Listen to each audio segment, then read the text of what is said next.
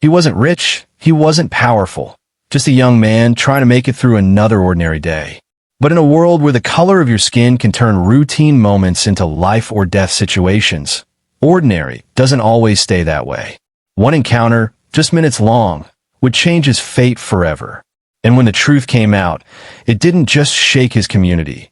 It exposed a brutal reality that too many still deny. What really happened that day? And why did those in power fight so hard to bury the truth? It started like any other day. Marcus was the kind of young man who kept to himself, always focused on building a better future. He worked long hours at a local warehouse, saving every paycheck to help his mother with bills and dreaming of one day starting his own business. To most people, he was invisible, just another face in the crowd, another worker passing by without notice. But Marcus carried himself with quiet determination. He never complained about the heavy shifts or the long walk home.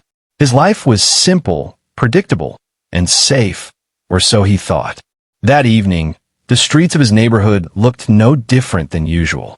The hum of traffic in the distance, porch lights glowing faintly against the night air, children's laughter fading as they were called back indoors. Marcus walked the same path he always did, earbuds in, his thoughts drifting toward the weekend. Yet beneath the surface of that ordinary night, something was different. A pair of headlights slowed just behind him, too quiet to notice at first. A conversation he couldn't hear began to unfold inside that car. Choices were being made. Choices that had nothing to do with him, but would soon consume his entire world. Marcus had no idea that his life was about to intersect with prejudice in its rawest form. In just a few moments, the silence of the night would be shattered, and his name would no longer belong only to him. It would become a symbol. Marcus kept walking, his footsteps steady on the cracked pavement, but the soft hum of that engine behind him refused to fade. At first, he told himself it was nothing, just another car moving slow through the neighborhood. But when it crept forward every time he did, his chest tightened. Something was wrong. Then it happened. A spotlight snapped on, slicing through the darkness, pinning him in its harsh glare. His heartbeat thudded in his ears. He pulled his earbuds out, glancing over his shoulder. Two men sat inside the vehicle, their eyes locked on him with a coldness that made his stomach twist. "Where are you headed?" one of them shouted. The question wasn't friendly. It was sharp, accusatory, as if simply walking home required permission. Marcus swallowed hard. "Just home," he answered quietly, trying to keep his voice steady. But they didn't move on.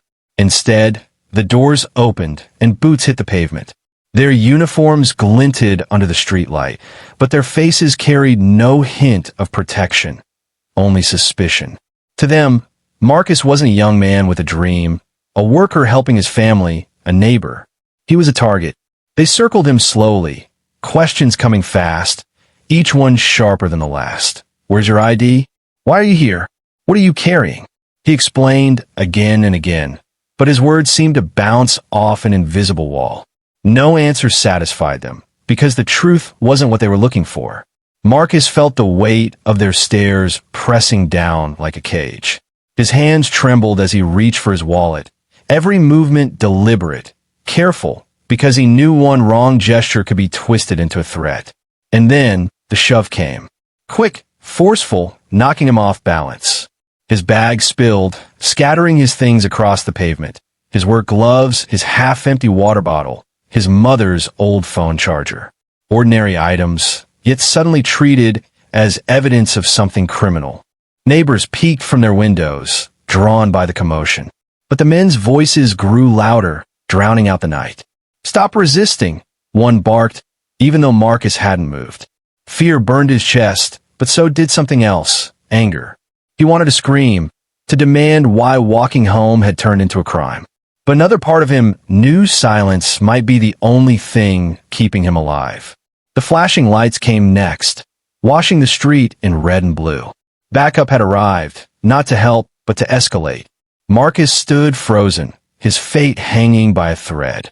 Would anyone step forward? Would anyone believe him over them? Or was this the night his story would end on the very street he'd walked 100 times before? Marcus's chest heaved as the officers closed in, their voices sharp, commands overlapping, none of them making sense. "Hands up," one barked. "Get on the ground," shouted another.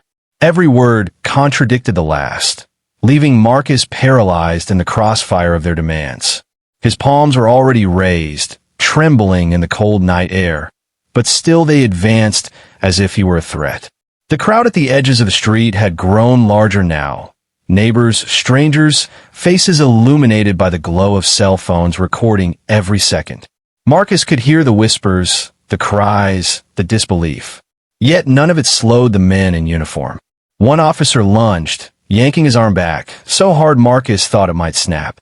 He stumbled, knees slamming against the pavement, the taste of blood filling his mouth where his lips split. His belongings scattered across the ground, were kicked aside, trampled as though they meant nothing. "Stop resisting," the officer screamed again, but Marcus wasn't resisting. He couldn't. His body was pinned, crushed under weight, his breath stolen by the pressure on his back. He gasped out words, pleas, prayers, but they dissolved into the chaos around him. In that moment, Marcus realized this wasn't just about him. It was about every name spoken in protest, every story denied, every promise of justice that ended in silence.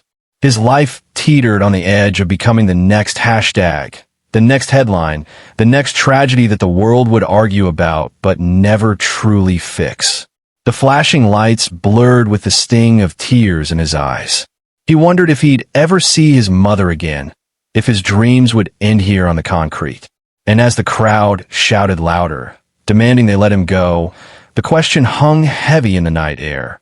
Would Marcus make it out alive, or would his story end here, beneath the weight of injustice? Marcus survived that night, but survival didn't mean freedom. The bruises faded, the cuts healed, but the memory of cold pavement pressed against his face, of voices screaming resist when he hadn't moved at all, stayed carved into his mind. Every step he took afterward carried the weight of that night. He no longer walked home the same way. He no longer felt safe in a place that should have been his own. The videos from that evening spread quickly, shared from phone to phone, screen to screen. Strangers saw what his neighbors already knew, how easily a life could be crushed under suspicion, how quickly innocence could be twisted into guilt. Some dismissed it. Others were outraged. For Marcus, it wasn't about going viral. It was about being seen, not as a suspect, but as a human being who had nearly lost everything simply for existing.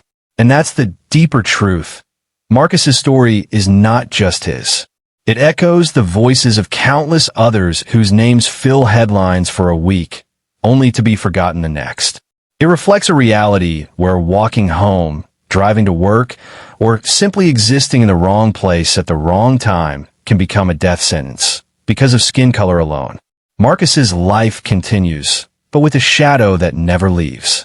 A reminder that justice isn't guaranteed, that freedom is fragile, and that silence only fuels the cycle. So the question remains, not just for Marcus, but for all of us, how many more lives must be shattered before change truly begins? How many more stories like his will it take before the world refuses to look away? The stories on this channel are works of fiction created solely for entertainment. We believe in a world where everyone deserves equal rights, fairness, and progress. Our goal is to share meaningful, thought-provoking stories that inspire positive change and reflection.